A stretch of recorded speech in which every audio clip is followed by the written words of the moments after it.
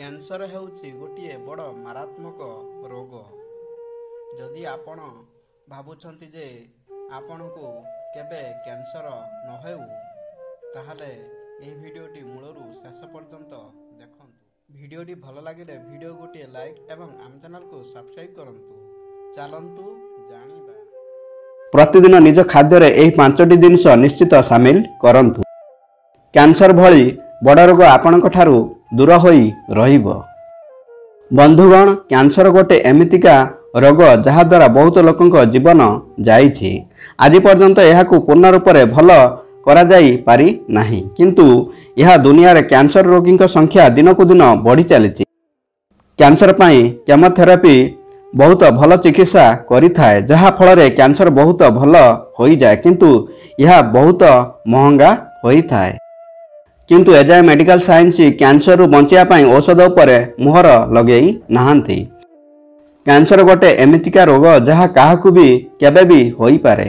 ଏହାର କାରଣ କହିବା ବହୁତ କଷ୍ଟକର ଅଟେ, କାହିଁକି ନା ଏହାର କାରଣ ଜାଣି ହୁଏ ନାହିଁ।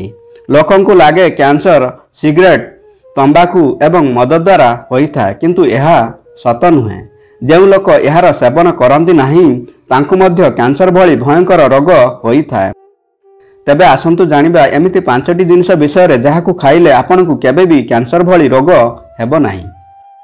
ହଳଦୀ। ଭାରତରେ ହଳଦୀ ସମସ୍ତଙ୍କ ଘରେ ଉପଯୋଗ ହୋଇଥାଏ। ହଳଦୀରେ କେତେକ ଗୁଣକାରୀ ତତ୍ତ୍ୱ ରହିଥାଏ। ବର୍ତ୍ତମାନରେ ବ୍ରିଟିଶରେ ହଳଦୀ ଉପରେ ରିସର୍ଚ୍ଚ କରାଯାଇଥିଲା ଏବଂ ବୈଜ୍ଞାନିକଙ୍କ ଅନୁଯାୟୀ ହଳଦୀରେ କୁର୍କୁମିନ ନାମକ ତତ୍ତ୍ୱ ଥାଏ, ଯାହା କ୍ୟାନ୍ସରକୁ ମୂଳରୁ ସମାପ୍ତ କରିବା ପାଇଁ ଲାଭକାରୀ ଅଟେ। ଅଦା। ଅଦା ମଧ୍ୟ ସମସ୍ତଙ୍କ ଘରେ ସହଜରେ ପାଇଯିବେ। ତାଜା ଅଦାରେ କ୍ୟାନ୍ସର କୋଷିକାମାନଙ୍କ ଠାରୁ ଲଢ଼ିବା ପାଇଁ କିଛି ବିଶେଷ ଗୁଣ ରହିଥାଏ। ଅଦା କେମୋଥେରାପି ବା ରେଡିଓଥେରାପି ଦ୍ୱାରା ଥିବା ଅସୁବିଧାରେ ମଧ୍ୟ କାମ ଦେଇଥାଏ। ରସୁଣ। ରିସର୍ଚ୍ଚ ଅନୁଯାୟୀ ଯଦି ଆପଣ ପ୍ରତିଦିନ କିଛି ମାତ୍ରାରେ ରସୁଣ ସେବନ କରୁଛନ୍ତି, ତେବେ ଆପଣଙ୍କୁ କ୍ୟାନ୍ସର ହେବାର ଚାନ୍ସ 80% କମିଯାଇଥାଏ।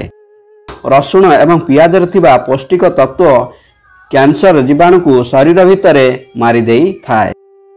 ଅଁଳା। ଅଁଳାରେ ଆଣ୍ଟିଅକ୍ସିଡେଣ୍ଟ ଭରପୁର ମାତ୍ରାରେ ରହିଥାଏ। ଏହା ଶରୀରରେ କାର୍ସିନୋଜେନିକ୍ କୋଷିକାକୁ ବଢ଼ିବାରୁ ଅଟକାଇଥାଏ। ଭିଟାମିନ୍ ସି ଦ୍ୱାରା ପରିପୂର୍ଣ୍ଣ ଅଁଳା ବହୁତ ଚମତ୍କାରୀ ଜିନିଷ ଅଟେ। ବନ୍ଧୁଗଣ, ଭିଡ଼ିଓଟି ଭଲ ଲାଗିଲେ ଭିଡ଼ିଓ ଗୋଟେ ଲାଇକ୍ ଏବଂ ଆମ ଚ୍ୟାନେଲକୁ ସବସ୍କ୍ରାଇବ୍ କରିବାକୁ ଭୁଲିବେନି। ଧନ୍ୟବାଦ। ଜୟ ଶ୍ରୀକୃଷ୍ଣ।